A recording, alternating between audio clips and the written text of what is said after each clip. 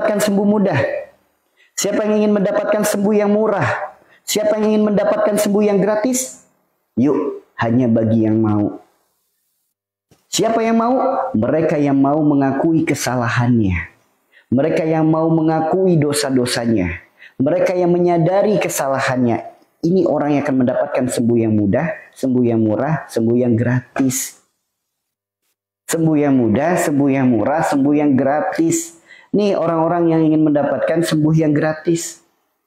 Kunci yang paling utama adalah kesadaran akan kesalahan. Orang dikasih sakit, gak sadar kesalahannya, jangan mimpi akan mendapatkan sembuh yang mudah. Jangan mimpi. Karena Allah titipkan kepada kita penyakit, Allah bukan sedang nyuruh kita cari obat. Allah bukan sedang nyuruh kita ikhtiar ke sana kemari, bukan pula sedang nyuruh kita pergi ke sana kemari. Tidak, saudaraku. Allah titipkan kepada kita penyakit, justru Allah berpesan. Di mana pesan Allah? Al-Quran, surat At-Tahrim ayat 8. Silakan dibuka. Al-Quran, surat At-Tahrim ayat 8. Apa pesan Allah? Ya ayyuhalladzina amanu, tubu ilallahi taubatan nasuha. Justru Allah berpesan kepada diri kita untuk taubatan nasuha. Bukan untuk nyari obat. Sakit itu untuk taubat. Kenapa dengan sakit Allah nyuruh kita taubat? Karena maha cinta dan kasih sayang Allah. Boleh jadi ada kesalahan yang terus kita lakukan. Istighfarnya jarang. Istighfar nggak pernah. Boleh jadi ada dosa yang terus kita lakukan berulang. Taubatnya nggak pernah. Allah tahu kesalahan kita. Allah tahu dosa kita. Sehingga kesalahan dan dosa kita bisa berdampak buruk pada akhirat kita. Bisa berdampak neraka untuk akhirat kita. Allah maha kasih, maha sayang. Allah sangat menyayangi setiap diri anak cucu Adam. Makanya hayu. Supaya akhirat kita tidak celaka, ditegurlah oleh Allah. Ditegur kok nggak sadar, maka akan datang teguran-teguran selanjutnya. Tuh teman-teman. Ya, jadi sakit itu bentuk cinta dan kasih sayang Allah kepada kita. Kita punya kesalahan, ya ditegur toh. Kita punya kesalahan, ya pasti ditegur. Bersyukur masih ditegur sama Allah. Bayangkan mereka yang hidupnya istidraj. Gak sholat, gak ibadah, hidup penuh kezoliman, hidup penuh kemaksiatan, tapi badan tetap sehat, ekonomi tetap melejit, padahal gak sholat. Sifatnya gak baik, perilakunya gak baik, berkecimpung dengan yang haram, tapi badannya sehat, gak pernah sakit, rumah tangganya seakan-akan bahagia, ekonominya terus melejit. Itu istidraj, teman-teman. Ya, itu istidraj. Jangan iri dengan orang-orang kayak gitu. Justru kita harus perbanyak istighfar, mohon perlindungan kepada Allah agar dijauhkan dari kehidupan yang seperti itu bagi orang yang waras. Namun bagi orang yang tidak waras, melihat kayak gitu mah udah pengen banget, pengen enak kali ya, hidup asal duduk doang, udah punya duit, asal napas, bisnis jalan. Tapi kalau tidak melahirkan ketaatan, buat apa? Buat apa teman-teman? Makanya ayo pelan-pelan, sedikit demi sedikit, siapapun di sini yang sedang sakit, ayo ridho menerimanya, sabar menjalaninya, Allah ijabah segala doanya, Allah gugurkan setiap dosanya. Mau? Mau nggak digugurkan segala dosa, diijabah setiap doa? Itu hadiah terindah yang Allah berikan kepada orang sakit. Maka bagi ulama-ulama yang paham, mungkin teman-teman juga sering mendengar, ketika ada seorang ulama dimintain doa oleh orang yang sedang sakit, justru ulama tersebut justru berbalik. Dalam arti berbalik apa? Ibu salah, bukan ibu yang minta didoakan, justru saya minta doa kepada ibu. Karena ridhonya menerima penyakit, sabarnya dalam menjalaninya, digugurkan segala dosa, diijabah setiap doa. Tuh teman-teman, orang lagi sakit doanya bisa ijabah semuanya.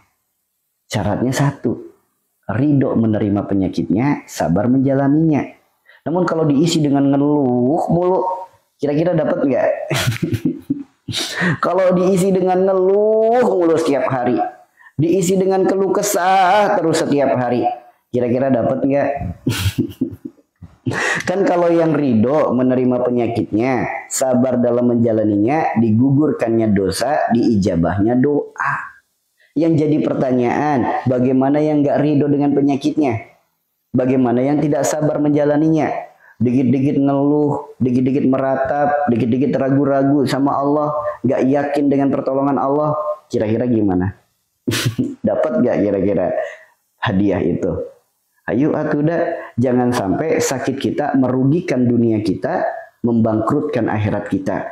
Jadikan sakit kita justru menjadi ladang untuk kita mendapatkan kebaikan-kebaikan dari Allah. Bagaimana caranya? Ridho menerima penyakit kita, sabar dalam menjalaninya. Nah, itu akan mendatangkan kebaikan-kebaikan luar biasa, keberuntungan di alam dunia, kebahagiaan di alam akhirat. Ayo atuda, yuk. Jangan sampai sakit kita mendatangkan kerugian dunia, mendatangkan kebangkrutan akhirat. Emang ada orang sakit dunianya bangkrut? Banyak. Banyak. Orang yang sakit dunianya bangkrut itu banyak. Siapa yang mereka? Yang tiap hari isinya ngeluh. Karena tidak dipungkiri. Banyak orang yang sakit ngeluh mulu. Akhirnya Pak, dicuekin sama keluarganya. Bahkan tidak sedikit ditinggalkan pasangannya. Ada nggak yang seperti itu? Banyak. Anaknya merawat jadi tidak ikhlas. Anaknya merawat jadi tidak bahagia. Karena tiap hari isinya ngeluh mulu. Gak ada syukur-syukurnya acan. Ngeluh mulu. Tiap hari ngedumel mulu. Yang nemenin aja males dengernya. Males dengernya. Teman-teman kalau di keluarga kita ada yang lagi sakit, tiap hari isinya ngeluh, sebel nggak dengernya? Sebel nggak teman-teman? Sebel nggak? Saya tanya nih, yang lagi ngerawat orang sakit, atau yang punya keluarga yang lagi sakit, yang sakit tiap hari ngeluh mulu tiap hari. Sebel nggak teman-teman? Bahkan tidak sedikit loh. Banyak orang-orang lagi sakit ditinggalkan pasangannya. Gara-garanya Pak, isinya ngeluh mulu tiap hari. Tiap hari ngeluh mulu. Karena orang ngeluh itu bikin orang sebel. Orang ngeluh itu bisa menyalurkan energi tidak baik. Makanya orang kalau lagi ngeluh itu bawaannya nyebelinnya luar biasa. Nyebelinnya luar biasa.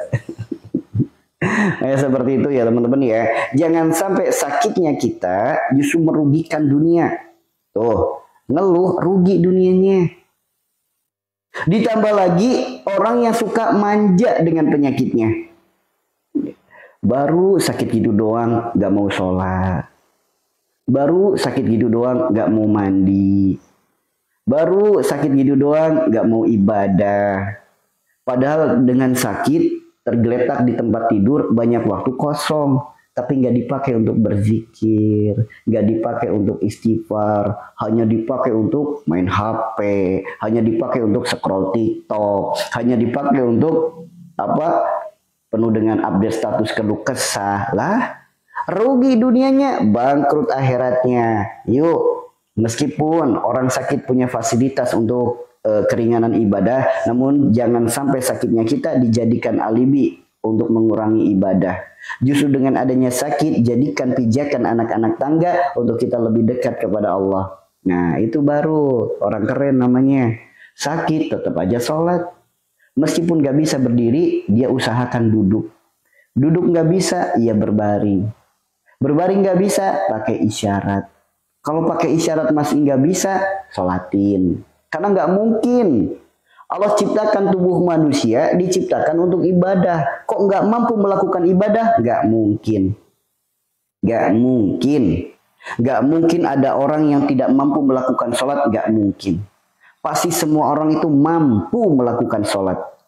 Bukan kalau sudah berfirman, tidaklah Allah ciptakan jin dan manusia untuk ibadah. Jadi nggak mungkin tubuh kita nggak mampu melakukan ibadah, nggak mungkin. Allah sudah ngedesain, Allah sudah merancang, Allah sudah menciptakan tubuh kita untuk mampu melakukan ketaatan. Jadi kalau ada yang bilang nggak mampu melakukan ibadah, nggak mampu melakukan sholat, sebetulnya bukan masalah mampu atau tidak mampu. Dia memilih masalah mau atau tidak mau. Tuh teman-teman. Jadi meskipun dalam keadaan berbaring nggak bisa gerak sekalipun, kita tuh masih bisa sholat. Karena sholat pakai isyarat aja, pakai kedipnya mata saja, itu sah kalau lagi sakit. Cuma pakai isyarat gerak tangan sedikit saja, itu sah kalau lagi sakit. Diberikan kemudahan, keringanan tuh itu maksudnya. Bukan mentang-mentang lagi sakit, leye-leye, kayak gini diem sambil ngopi. Ya, gak mau sholat, alasannya Pak sakit. Gak mau puasa, alasannya Pak sakit. Dah. Bukan itu maksudnya. Bukan itu. Justru kebanyakan salah kaprah dalam menyikapi. Diberikan fasilitas kemudahan untuk perkara ibadah itu bukan berarti meninggalkan sholat. Bukan. Tetap sholat. Gak bisa ke kamar mandi karena untuk wudhunya gak bisa. Asal nempel. Niatin tayamum. Sah kalau lagi sakit. Sah teman-teman. Ya. Jadi nggak mungkin ada orang sakit nggak bisa sholat, nggak mungkin kecuali orang yang sudah tidak sadar. Orang tidak sadar berarti orang tidak waras. Tuh teman-teman, gitu ya. Sakit apapun masih bisa sholat kecuali orang yang sudah tidak sadar, sudah tidak ada lagi kesadaran. Nah, orang masih sadar kalau nggak bisa berdiri ya duduk. Nggak bisa duduk ya berbaring. Berbaring nggak bisa ya pakai isyarat. Isyarat nggak bisa, yuk kita sholatin orangnya. Karena buat apa hidup kalau hidup tidak bisa dipakai untuk ibadah? Bagikan mayat yang berjalan. Ngapain hidup kalau jadi mayat? Mending disolatin jadi mayat beneran. Gitu teman-teman. Ya, jadi jangan sampai sakitnya kita dijadikan alibi, rugi dunia, bangkrut akhirat. Ya, kalau udah koma nggak ada kesadaran, boleh itu dapat diskon dari Allah, ya. Tapi kalau masih ada kesadaran, itu masih tetap bisa meskipun pakai kedipnya mata. Takbir, Allahu Akbar. Bahasanya gitu ya, ruku, Allahu Akbar. Pakai kedipnya mata saja boleh. Kalau lagi sakit. Tapi kalau lagi sehat, malas wudhu, nempel tembok, niat tayamum sambil duduk, Allahu Akbar. Ya nggak boleh. Hanya khusus yang lagi sakit. Kalau sehat mah tetap. Gitu ya teman-teman ya. Jadi jangan salah kaprah. Orang stroke ingatan hilang gimana? Gini teman-teman. Ya, orang stroke itu sebetulnya bukan ingatan hilang, bukan. Justru ada masalah penyumbatan pada saraf otaknya sehingga aliran darah dan oksigen tidak lancar kepada otaknya. Apa yang terekam dalam otak itu yang diucapkan. Tapi hati nuraninya itu sebetulnya masih sadar. Jadi alam misbahnya itu sebetulnya masih sadar. Cuma ia tidak mampu untuk mengaplikasikannya dengan gerakan tubuh. Ya, itu seperti itu ya. Ya. Sebetulnya orang stroke itu bukan hilang ingatan, bukan. Dia sebetulnya masih ingat, cuma tidak mampu mengaplikasikan apa yang dia ingat. Tuh teman-teman, dia tuh masih ingat. Kenapa? Adanya sumbatan pada saraf otak, peredaran darah dan oksigen tidak lancar, sehingga apa? Ibarat bahasa tuh orang ngefly. Ya, sebagaimana orang-orang mabok itu kan menyempitkan pembuluh darah, akhirnya apa? Peredaran darah dan oksigen tidak lancar ke otak. Apa yang terekam di otak itu yang terucap. Itu bukan hilang ingatan. Bukan, ya. Dia karena ada efek itu, makanya apa yang terekam dalam otaknya itu yang terucap. Tuh. Kalau yang terekam dalam otaknya perkara ibadah, dia tetap ibadah kok. Yang terekam dalam otaknya kebaikan, dia tetap melakukan kebaikan. Namun kenapa kebanyakan yang terekam pada otaknya justru hal yang buruk sehingga yang diucapkan keburukan-keburukan. Tuh, makanya orang stroke tidak sedikit rewel. So, ada 1-2 orang yang stroke tapi anteng itu ada. Namun kebanyakan orang stroke itu rewel. Banyak maunya. Gede ambeknya. Kemauannya banyak. Ngambeknya juga luar biasa. Gak pas sedikit ngambek. Kemauannya juga luar biasa. Itu orang stroke. Makanya orang stroke kebanyakan kayak gitu. Banyak kemauannya.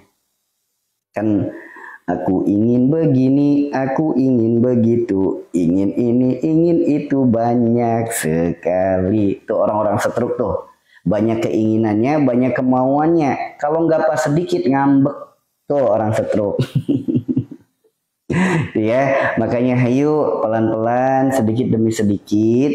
Jangan sampai sakit kita merugikan dunia kita. Jadikan sakit kita justru sebagai jembatan anak-anak tangga untuk kita lebih dekat kepada Allah. Apalagi orang sakit kalau isinya udah ngeluh, udah pasti sulit sembuhnya, pasti. Aduh, kepalaku pusing, pasti sulit sembuhnya. Aduh, perutku sakit, pasti sulit sembuhnya. Orang yang sakit ngeluh pasti sulit sembuhnya. Kenapa saya katakan pasti? Buka Al-Quran surat Al-Anbiya ayat 87-88. Semakin mengeluh, semakin ditambah kesulitan dalam hidup kita.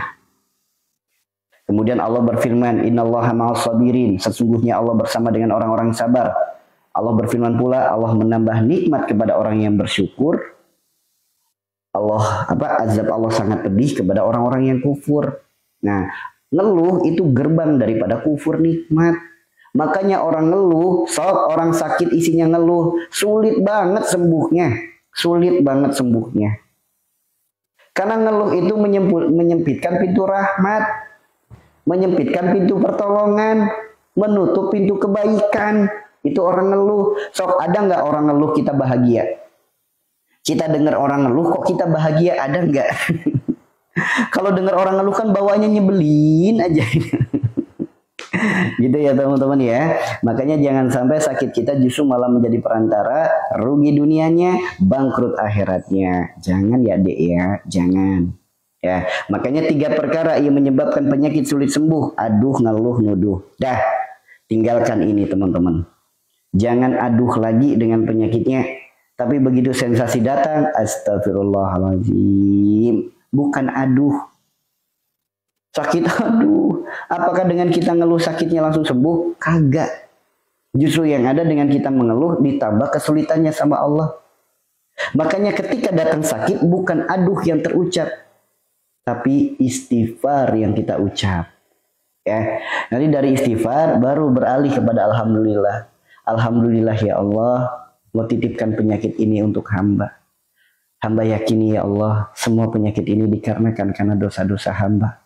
Hamba mohon ampunanmu ya Allah dari segala dosa yang mendatangkan penyakit ini. Ya Allah, bimbing hamba agar senantiasa ridho dan sabar dalam menjalaninya. Jadikan sakit ini sebagai penggugur dosa-dosa hamba. Berawal dari istighfar, akhirnya bersyukur dengan adanya penyakit. Kenapa bisa bersyukur? Karena bagi orang yang beriman, sakit itu bersyukur. Kenapa bersyukur? Karena digugurkannya dosa. Tuh teman-teman. Makanya dalam sebuah riwayat, para sahabat itu kalau 40 hari nggak ada sakit dalam tubuhnya, justru para sahabat itu pada bersedih. Ya, jadi para sahabat itu kalau 40 hari nggak ada sakit yang ia rasakan, mereka tuh pada sedih. Ya, nggak boleh sedih. Ya, jadi 40 hari nggak ada sakit itu mereka tuh malah sedih teman-teman. Jadi malah sedih itu kenapa? Karena sakit itu sebagai penggugur dosa. Lebih dari 40 hari tidak merasakan sakit sedikit pun, berarti boleh jadi Allah sedang, bahasanya dirinya sedang jauh dari Allah. Itu teman-teman. Itu para sahabat yang imannya kuat karena langsung dekat dengan Rasulullah. Jadi mereka tahu rahasia di balik sesuatu yang luar biasa. Ternyata 40 hari tidak merasakan rasa sakit, justru para sahabat malah sedih. Nah, justru ini kebalik. Ada orang sakit malah sedih. Sakit itu sabar, melahirkan syukur. Ridho menerimanya, sabar menjalaninya, digugurkannya segala dosa, diijabahnya setiap doa. Seperti itu ya teman-teman ya. Yuk. Jika teman-teman merasa room ini bermanfaat, yuk kita bersama-sama support dakwahnya, tebarkan kebaikan ini untuk seluruh keluarga kita, kerabat kita, teman-teman kita, karena boleh jadi di luaran sana banyak orang-orang yang sedang putus asa dengan penyakitnya. Yuk kita support bersama-sama dengan tap-tap bersama-sama. Bismillah, semakin tinggi angkanya, bismillah semakin banyak yang mendapatkan kemanfaatannya. Yakinlah saudaraku, setan tidak tinggal diam. Tidak semua orang yang merasa dirinya baik diajak kebaikan itu mau. Sok, tidak semua orang mau diajak kebaikan. Bahkan di saat diajak kebaikan, setannya aktif. Bilang aja nyuruh share, bilang aja nyuruh tap-tap. Tuh teman-teman, ngebisikinnya kayak gitu setan mada. Nah, tinggal kita ikuti bisikan mana yang akan kita ikuti. Ajakan kebaikan atau bisikan setan. Kalau orang yang sakit sudah tahunan, namun selalu ngeluh, berarti dosanya terhapus. Ya enggak atuh dah. Justru kan gini, di Al-Quran kan disebutkan, semakin mengeluh semakin ditambah kesulitan. Berarti sakit bertahun-tahun isinya ngeluh terus, maka sakitnya akan sulit sembuh. Sampai kapan? Allah yang maha tahu. Ya, karena sembuh dan sakit itu sepenuhnya hak prerogatif Allah. Ya, hak prerogatif Allah. Nah, itu perkara diampuni atau tidak itu hak prerogatif Allah. Tugas kita itu menerimanya dengan ridho, menjalaninya dengan sabar, bukan dengan ngeluh. Justru semakin banyak mengeluh, semakin ditambah kesulitan dalam sembuh. Ya, semakin banyak mengeluh, semakin ditambah kesulitan dalam sembuh. Dan ada satu lagi yang bikin penyakit sulit sembuh. Perkara apa itu? Nuduh. Orang sakit, hobinya nuduh, jangan mimpi sembuhnya mudah. Pasti sulit sembuhnya. Nuduh apa? Nuduh orang lain. Sakit saya gara-gara dia. Sakit saya dari dia. Misal, sakit saya dari rumah. Sakit saya dari pohon. Sakit saya gara-gara lewat jembatan itu. Tuh, nuduh semakin sulit sembuhnya. Sakit saya gara-gara makanan ini. Saya nggak mau makan ini lagi. Saya nggak mau makan ini lagi. Saya nggak mau makan ini lagi. Nuduh semakin sulit sembuhnya. Ya, jadi orang sakit itu sekalinya ada nuduh dikit aja, prasangka buruk kepada sesuatu, sok semakin sulit lagi sembuhnya. Ya, jadi sakit itu jangan aduh, jangan ngeluh, jangan nuduh. Kan banyak nih orang sakit nuduh makanan sebagai penyebabnya. Orang sakit nuduh nuduh orang lain sebagai penyebabnya. Bahkan terkadang yang bikin lucu lagi, ada orang sakit nyalahin sudut ruangan. Ada orang sakit nyalahin rumahnya. Ada orang sakit nyalahin kamar mandinya. Ada orang sakit nyalahin gunung, nyalahin jembatan, nyalahin pohon. Banyak gak yang kayak gitu? Banyak. Semakin ada prasangka buruk, semakin sulit sembuhnya. Kenapa? Prasangka buruk itu menutupi hati, menghijab hati. Sedangkan hati adalah perantara hubungan kita dengan Allah. Hati adalah satu-satunya alat komunikasi kita dengan Allah. Kalau hatinya tertutup, apa kabar doanya? Rasulullah bersabda, jika segumpal daging baik, semuanya akan ikut baik. Jika segumpal daging buruk, yang lain pun akan ikut buruk. Segumpal daging itu apa? Hati. Prasangka buruk itu menjadikan penyakit hati, menjadikan keburukan hati. Kalau hatinya buruk, semuanya pun akan ikut buruk. Tuh, makanya nggak ada manfaatnya orang nuduh-nuduh itu. Kadang nuduh penyakitnya gara-gara makhluk goib. Wah, udah sulit sembuhnya kalau yang kayak gitu. Apalagi ketemu dengan orang yang salah. Weh, siapa orang yang salah? Pedagang agama, para uskun. Ngakunya ustad, ternyata prakteknya dukun. Ya kalau percaya sama dukun kok masih dengan dukun kok masih percaya, aneh. Aneh. Udah tahu-tahu dukun itu musyrik, malah pada percaya, berarti aneh.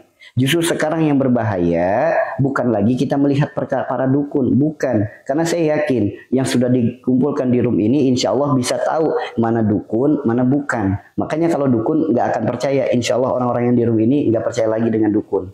Cuma yang bahayanya itu dengan para uskun. Uskun itu yang paling berbahaya teman-teman.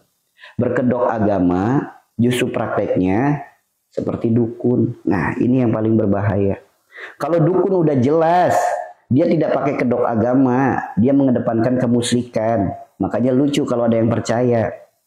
Nah, justru yang berbahaya itu uskun. Dia berkedok agama dengan gelar kiai, ustadz, gus, dan lain sebagainya.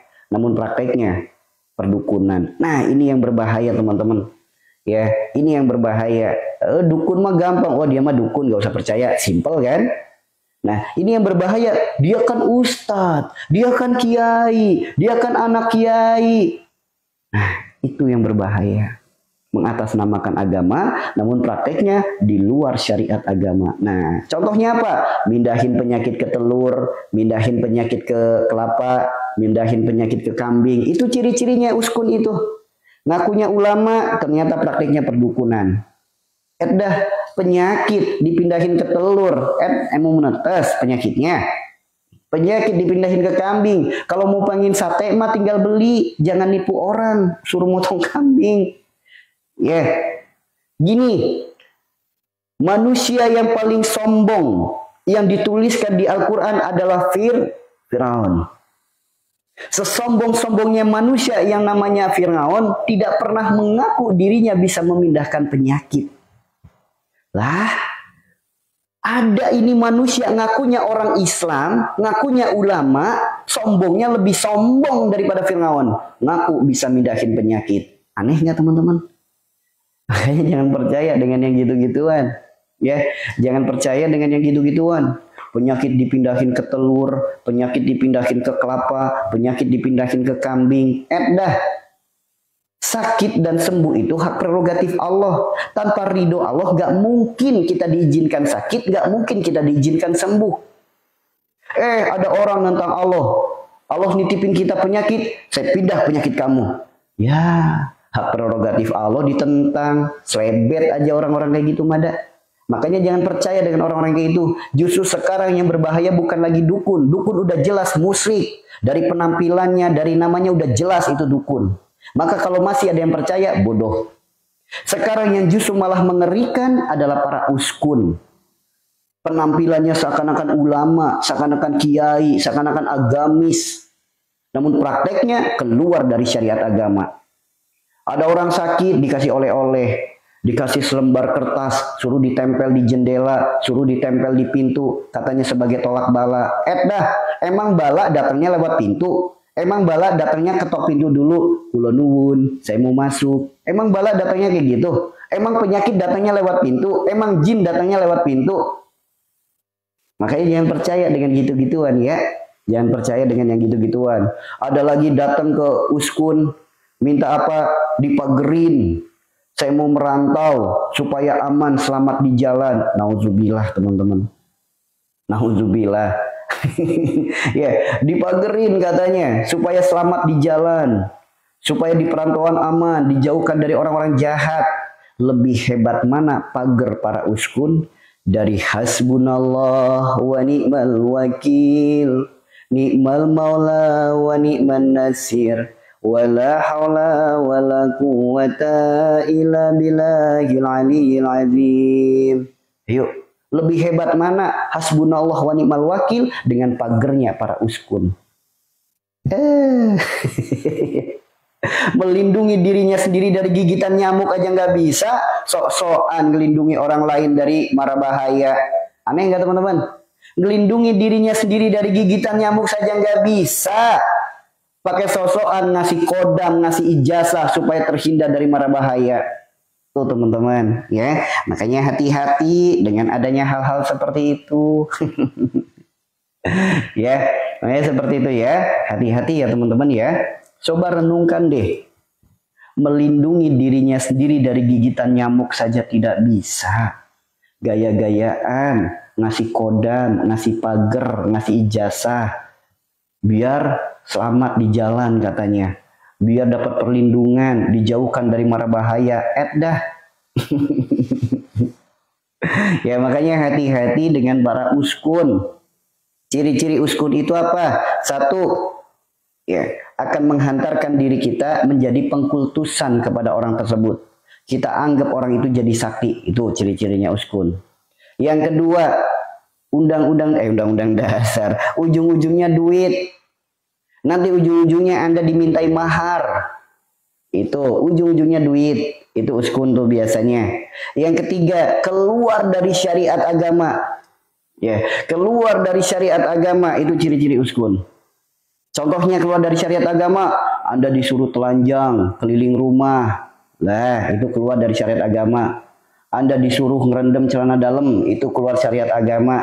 Anda disuruh pegang kemaluan, diusap-usap di bagian yang sakit. Nah, itu keluar dari syariat agama. Kemudian Anda disuruh mencari ayam hitam dan lain sebagainya. Itu keluar dari syariat agama. Karena sebetulnya teman-teman, sembuh itu mudah, sembuh itu murah, sembuh itu gratis. Bagi siapa? Bagi yang mau. Karena Rasulullah sendiri yang ngasih tahu penyakit itu penyebabnya dosa.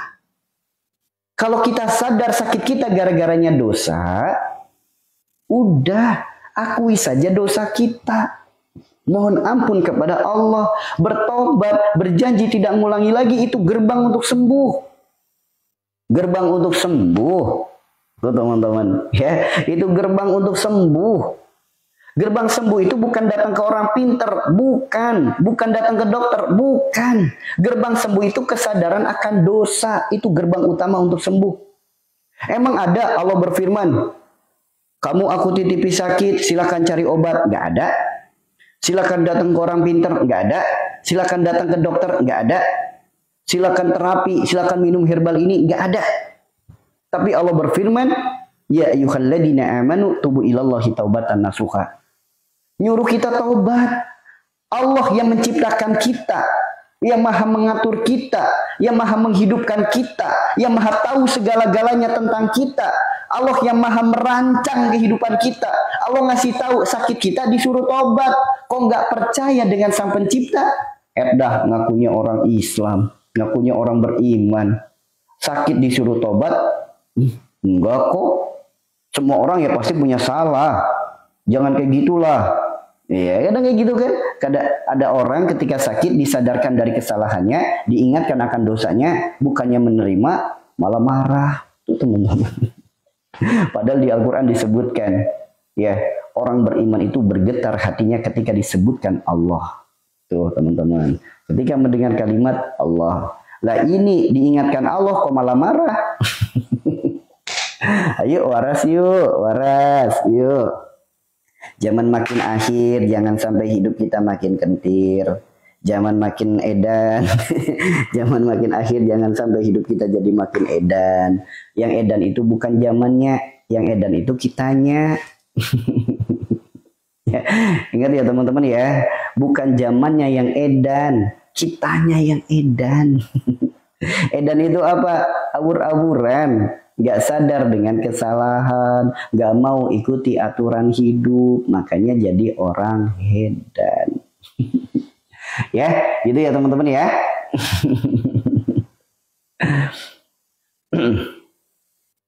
Ya, seperti itu ya teman-teman ya. Berkah selalu untuk semuanya. Makanya hayu, Rasulullah sudah bersabda, memerintahkan kepada diri kita untuk diperbanyak doa agar terhindar dari fitnah Dajjal laknatullah alaihi. Semoga kita semua dijauhkan dari fitnah Dajjal, dilindungi dari fitnah Dajjal. Karena fitnah Dajjal itu ngeri teman-teman, ngeri.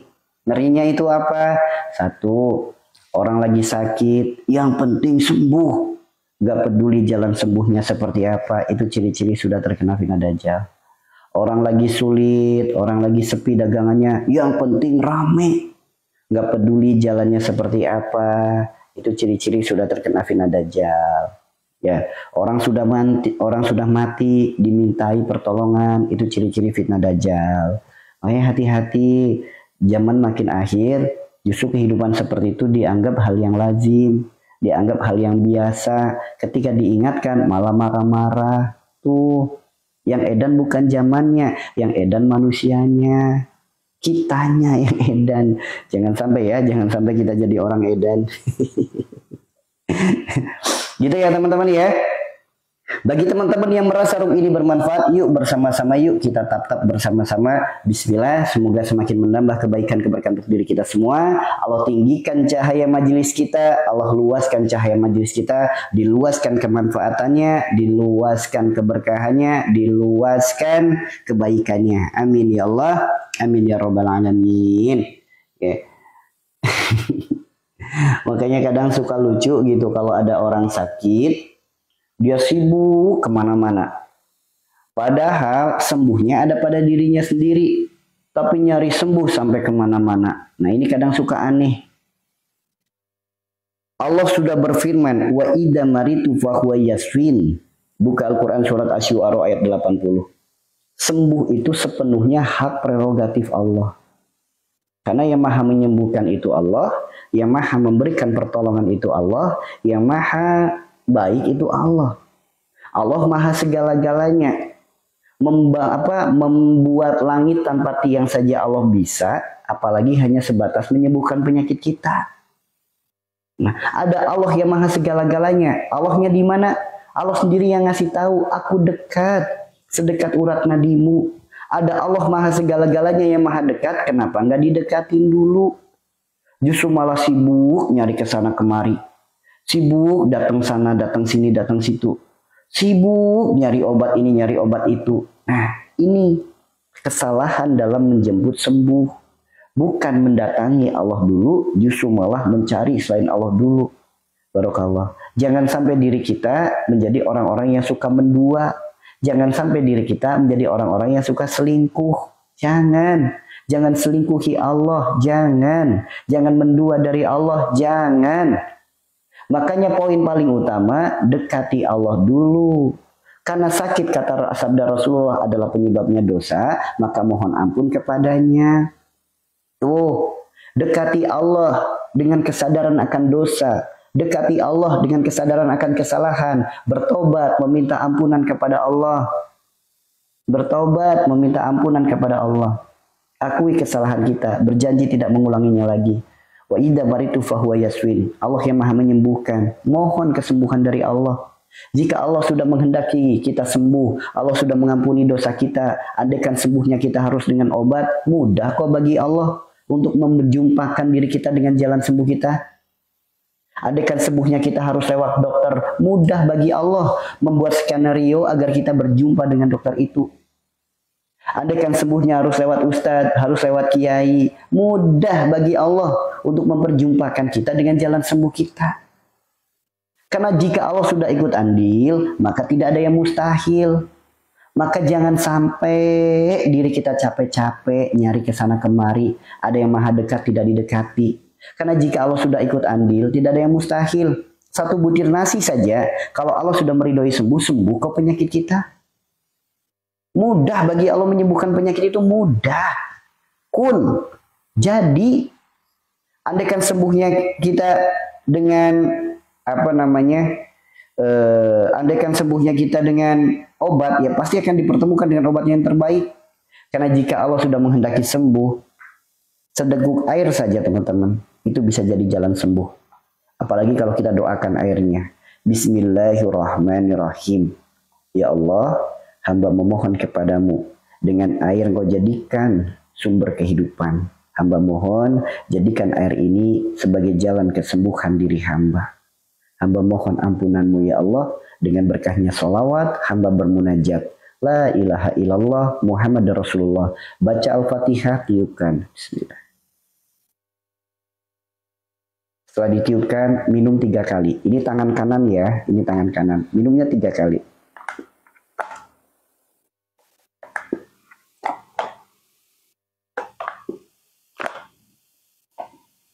Cukup 3 kali minum.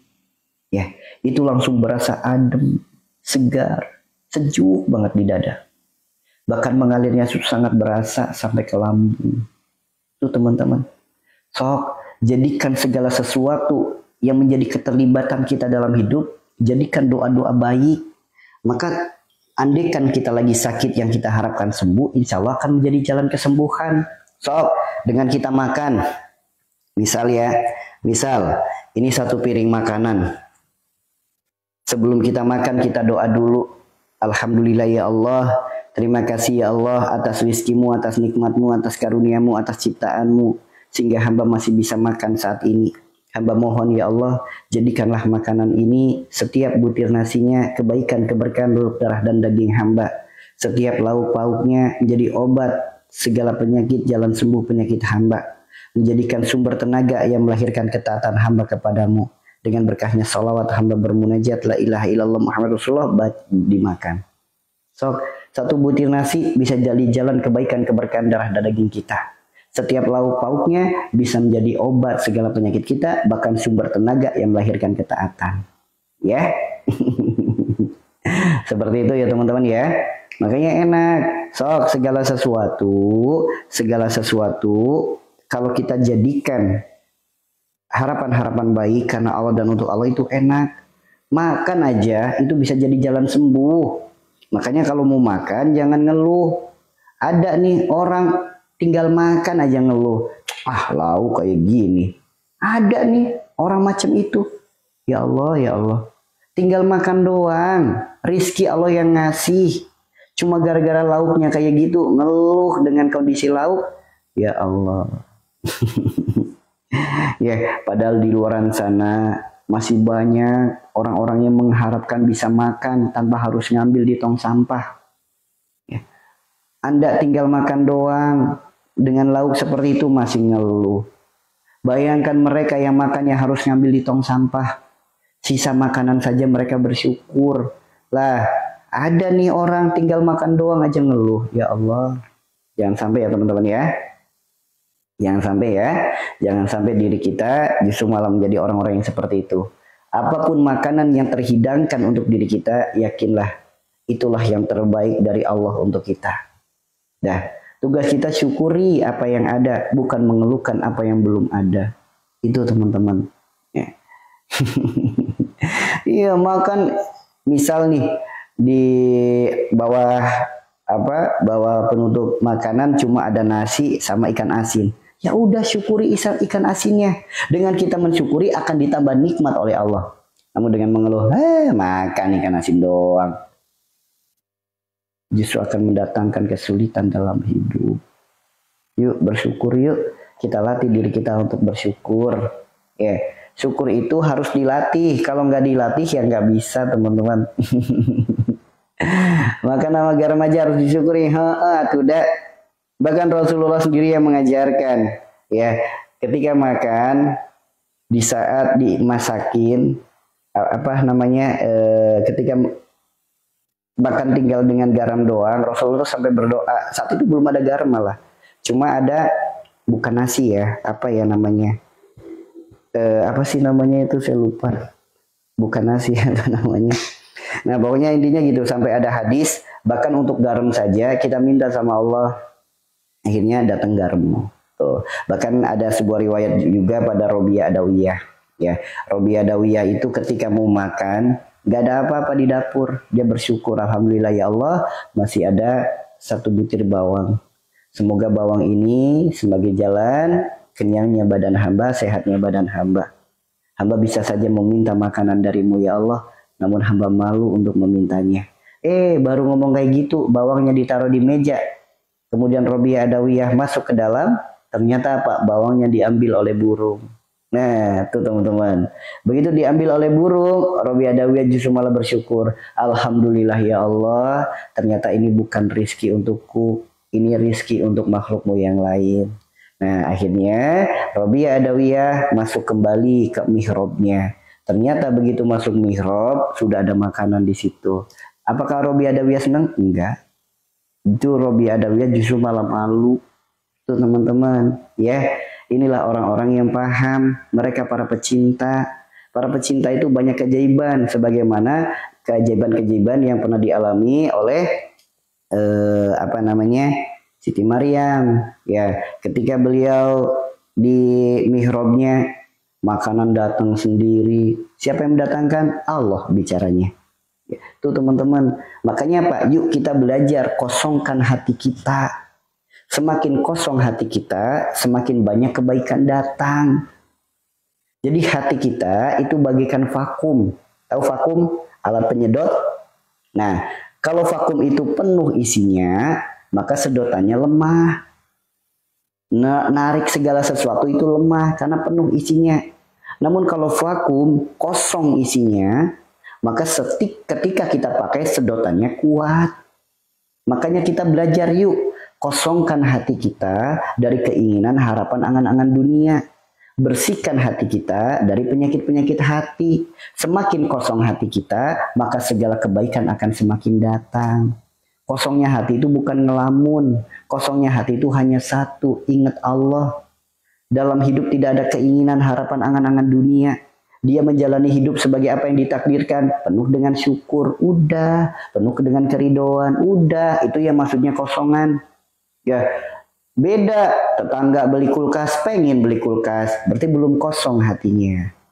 Ya, tetangga beli emas, pengen beli emas, berarti belum kosong hatinya. Ya, maka kosongkan hati itu tidak ada keinginan, harapan, angan-angan apapun selain hanya keinginan, harapan kepada Allah. Tuh yang dimaksud kosongnya hati.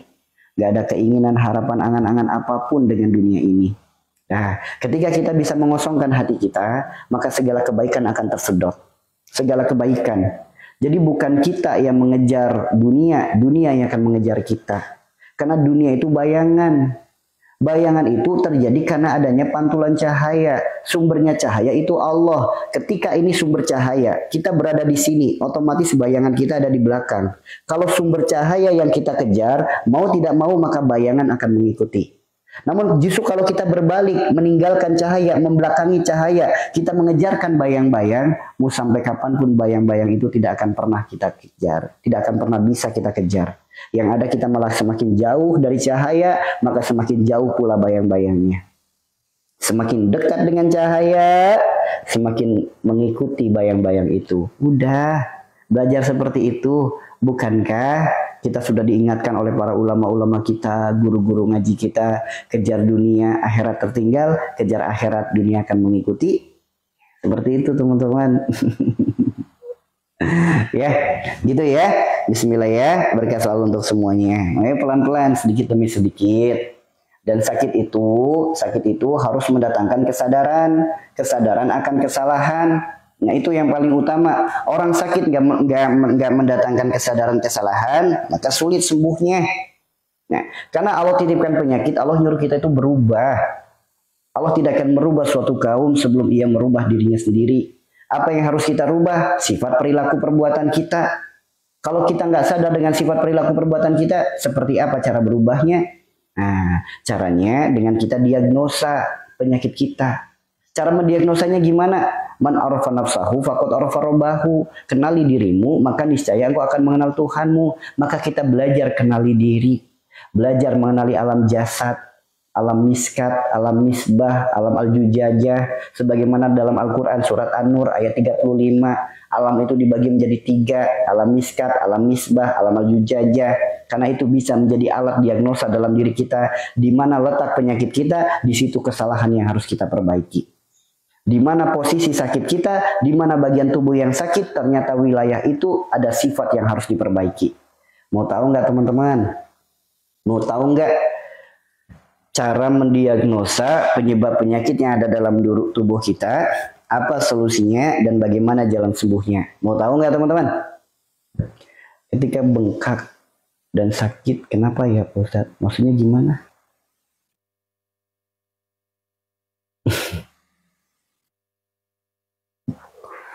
Yuk kita sama-sama belajar yuk. Kita sama-sama belajar mengetahui dari mana datangnya penyakit kita. Ini tertulis dalam kitab Asy-Syifa yang ditulis oleh Ibnu Sina. Kemudian ada penjelasan dalam bahasa yang lain ditulis oleh Ibnu Qayyim Al-Jauziyah dalam kitab pengobatannya. Nah, ilmu ini adalah ilmu yang ada sebelum adanya ilmu medis. Ya, ilmu yang ada sebelum adanya ilmu medis. Maka ilmu ini tuh luar biasa andaikan kita mau mempelajari. Supaya Pak menjadi bahan perenungan diri. Dari mana datangnya penyakit kita, apa solusinya? Ternyata dengan kita mempelajari ilmu ini, memahami ilmu ini, bisa menjadikan jalan kesembuhan yang berkah. Sembuh yang berkah itu apa? Sembuh yang diiringi dengan keimanan dan ketaatan. Ketika bengkak dan sakit itu kenapa ya? Sok teman-teman bisa datang ke dokter karena dikhawatirkan ada peradangan di dalamnya. Peradangan itu yang bisa berdampak pada penyakit-penyakit yang bisa dikatakan berbahaya. Makanya silakan bisa cek dulu ke dokter supaya dilakukan cek yang lebih akurat ya. Karena bengkak itu banyak, bisa dari adanya bengkak kan berarti ada peradangan di dalam. Radangnya karena apa? Sesuatu yang di dalam tidak terlihat oleh mata, maka butuh yang namanya ilmu medis untuk mengetahui dari mana datang penyebabnya. Jadi gitu ya. Jadi di room ini tuh nggak bertentangan dengan medis, nggak bertentangan dengan alternatif. Tidak teman-teman, medis itu ilmu yang baik, alternatif juga ilmu yang baik. Ya, maka ketika kita bisa menggabungkan tiga perkara, medis, alternatif, dan spiritual, maka akan mendapatkan ikhtiar yang sangat luar biasa. Gitu ya. Baik, kami tidak bertentangan dengan medis, enggak. Medis itu ilmu yang baik. Alternatif juga ilmu yang baik. Andaikan kita bisa menggabungkan antara medis, alternatif, dan spiritual, maka akan terjadi sesuatu yang luar biasa. Tuh. Jadi kalau di sini, kalau saya dari dulu setiap kali ada yang bertanya bengkak, benjolan, pasti saya selalu arahkan silakan cek ke dokter, silakan cek ke dokter, silakan cek ke dokter. Kenapa saya selalu menyarankan seperti itu? Karena benjolan itu banyak penyebabnya. Bisa lipoma, bisa karena tumor dan lain sebagainya, bisa keloid dan lain sebagainya. Karena nggak ketemu langsung, nggak melihat langsung, maka saya tidak berani untuk menyampaikan ini benjolannya gara-gara ini benjolannya gara-gara itu. Nggak bisa. Karena itu menyalahi aturan dalam menyampaikan. No, kita nggak melihat kok udah berani ngomong itu lipoma. Kita nggak melihat kok udah berani kita ngomong itu keloid. Iya nggak bisa teman-teman. Makanya saran saya itu jika ada benjolan, jika ada bengkak-bengkak, silakan datang ke dokter supaya dicek langsung dari mana datangnya, dari mana penyebabnya, supaya penanganannya tepat. Nah, nanti kalau sudah ada diagnosa dari dokter, baru bisa diikhtiarkan dengan cara yang lain. Seperti itu teman-teman ya. Jadi kita harus bijak dalam menyikapi penyakit. Kenapa? Kita bukan Allah yang maha tahu segala-galanya. Menjemin mata doang. Oh, sakit kamu gara-gara ini. Bukan. Itu mengambil peran seperti Allah. Gak boleh. Cuma gini doang. Sakit kamu. Wah, ini ada santet sihir guna-guna. Gak boleh. Itu mengambil peran Allah. Gak boleh. Yang maha tahu itu Allah. Manusia itu gak tahu tanpa diberitahu. Itu teman-teman. Ya. Seperti itu ya. Seperti itu. Jadi yang tadi bertanya tentang bengkak di ketiak, datang ke dokter. Datang ke dokter supaya bisa dicek langsung dari mana penyebab bengkaknya dan nanti dikasih tahu apa solusinya. Seperti itu ya. Namun apa sih sifat yang harus diperbaiki? Ini yang harus kita pelajari ya. Datang ke dokter untuk mengetahui jenis penyakitnya, jalan sembuhnya, perbaiki penyebabnya. Ya, datang ke dokter itu bukan untuk minum obat, datang ke dokter itu untuk ngecek. Ya, ketika di dokter dikasih obat, boleh diminum silakan, nggak diminum nggak apa-apa. Itu teman-teman. Kalau bicara tentang obat, diminum boleh, nggak diminum nggak apa-apa. Ya, namun karena poin yang paling utama jalan sembuh itu bukan dengan apa obatnya, jalan sembuh itu perbaiki penyebabnya. Penyebabnya apa? Yuk, ini yang akan kita pelajari. Dari sini paham teman-teman? Dari sini paham teman-teman? Jadi kita ikhtiar mau ke dokter ke, mau ke tukang pijet ke, mau ke alternatif ke. Kita tuh boleh ikhtiar apapun boleh. Selagi tidak keluar dari syariat agama. Namun bukan ikhtiar kita yang menyembuhkan penyakit kita. Kesadaran akan dosa itulah jalan sembuhnya. Perbaiki penyebabnya itulah yang paling utama. Dari mana penyebabnya? Maka ayo sama-sama kita pelajari. Mengenali alam dalam tubuh kita supaya kita tahu dari mana datangnya penyakit kita, supaya kita tahu bagaimana jalan sembuhnya. Mau tahu teman-teman? Mau tahu nggak dari mana datangnya penyakit kita, bagaimana jalan sembuhnya? Mau tahu nggak? Mau tahu nggak? Yuk bersama-sama kita pelajari, bersama-sama kita kita dalami. Untuk mengetahui penyakit kita, dari mana datangnya, apa solusinya, solusi dalam Al-Quran, solusi dalam sunnah-sunnah Nabi kita. Jadi seperti ini teman-teman. Ya, sering sekali saya sampaikan dan tidak akan pernah capek dan lelah untuk saya menyampaikan. Tidak akan pernah bosan insya Allah dalam menyampaikan. Karena ini ilmu yang membawa kebaikan sangat luar biasa. Ribuan orang yang sudah datang ke tempat kami. Banyak sekali mereka yang Allah sembuhkan. Ada juga banyak juga yang belum Allah sembuhkan. Ternyata dari sini semakin sadar, semakin paham dan semakin yakin dengan ilmu yang kami pelajari, ilmu yang ulama-ulama kita ajarkan. Ya, ribuan manusia sudah datang ke tempat kami. mereka yang sakit. Banyak yang udah sembuh, banyak sekali. Allah yang menyembuhkan. Yang gak sembuh juga banyak. Dari mana? Kok ada yang sembuh, kok ada yang gak sembuh? Nah, semakin yakinlah ilmu yang kita pelajari ini. Ingat, Allah tidak akan merubah suatu kaum sebelum ia merubah dirinya sendiri. Jadi poin paling utama adalah orang yang mau berubah. Itu poin yang paling utama. Kemudian kita lihat tubuh kita. Tubuh kita itu miniaturnya bumi. Apa yang Allah ciptakan di luar tubuh manusia, semuanya ada di dalam tubuh manusia. Apapun, apa yang ada di luar manusia, semuanya ada dalam diri manusia. Satu saja yang nggak ada, itu apa? Semuanya ada, teman-teman. Semuanya ada. Kita mau bicara apa? Apapun yang Allah ciptakan di luar tubuh manusia, semuanya ada dalam diri manusia. Karena manusia disebutnya pantulan-pantulan ilahi. Manusia disebutnya miniaturnya bumi. Makanya apapun yang Allah ciptakan di luar tubuh manusia, semuanya ada. Allah ciptakan binatang. Banyak manusia yang jasadnya manusia, hidupnya seperti binatang. Bahkan tidak sedikit dengan sengaja memasukkan binatang ke dalam tubuhnya. Banyak. Allah ciptakan pohon dan lain sebagainya. Banyak. Bulu-bulu kita bagaikan pohon dan lain sebagainya. Banyak sekali, teman-teman. Allah ciptakan bumi, air, angin, api. Semuanya ada dalam tubuh kita. Kita diciptakan dari saripati bumi. Di dalam tubuh kita dipenuhi dengan air. Kemudian angin, kita berbicara, kita nafas, mengeluarkan angin. Kemudian api, kita gosokkan tangan jadi panas bagaikan api. Tuh, teman-teman. Jadi apapun yang Allah ciptakan di luar tubuh manusia, semuanya ada dalam diri manusia. Ya, makanya manusia disebutnya Khalifah fil ard, pemimpinnya bumi. Bahkan ketika Allah berfirman dalam Al-Quran surat Ar-Rahman, ketika dua lautan bertemu, bagikan ada dinding pembatas yang memisahkan satu sama lain. Ternyata dalam tubuh manusia pun banyak dinding pembatasnya yang memisahkan antara bagian satu dengan bagian yang lain. Di mana posisi dinding pembatas itu?